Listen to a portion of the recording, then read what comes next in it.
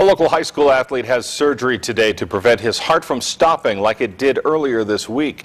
Good evening. Thanks for watching. I'm Matt Davenport in tonight for Todd Blackington. Last night we told you about an American Falls football player whose heart stopped this week during practice. After spending time at the hospitals in American Falls and Pocatello, 17-year-old Ross Palmer is now in Salt Lake. Tonight we know more about what happened on Tuesday on the practice field and how a lot of training and the right equipment saved this young man's life. Here's Todd Blackington.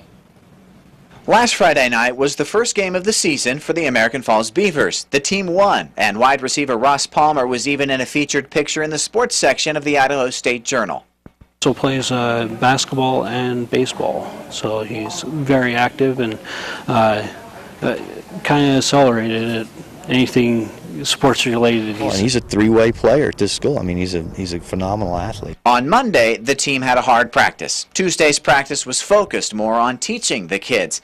But by the end of practice, the football players, instead of being gathered around a coach, would be gathered around one of their own, praying. So it was the end of practice Tuesday. They were doing some conditioning. Ross had run up this hill onto this field, came to this point, called a teammate's name, and then collapsed right to the ground.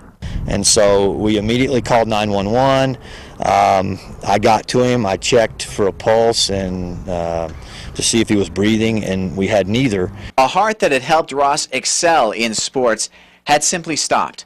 Coaches quickly and calmly started doing what they had been trained to do. They took turns doing chest compressions while checking for breathing and a pulse. Coach Patterson had also sent someone to get the automatic external defibrillator from the school cafeteria. You open it up, you take the pads out, you put them on him, and you turn it on.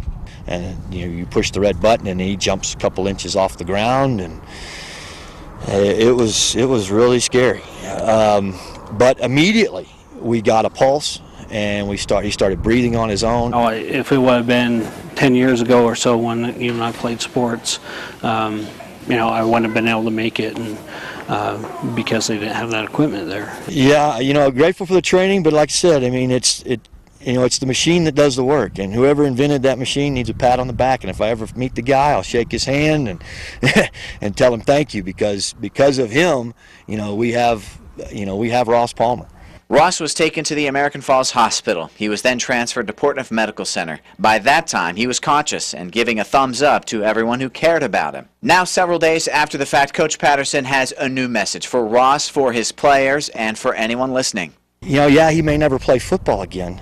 There's a lot more important things, or a lot better things to come in his life that he's going to get to experience because of the different group effort by the people at this school and the school districts. In American Falls, Todd Blackington, KPVI News 6. Ross had surgery today in Salt Lake City so doctors could put in a defibrillator in his chest to start his heart if it ever stops again.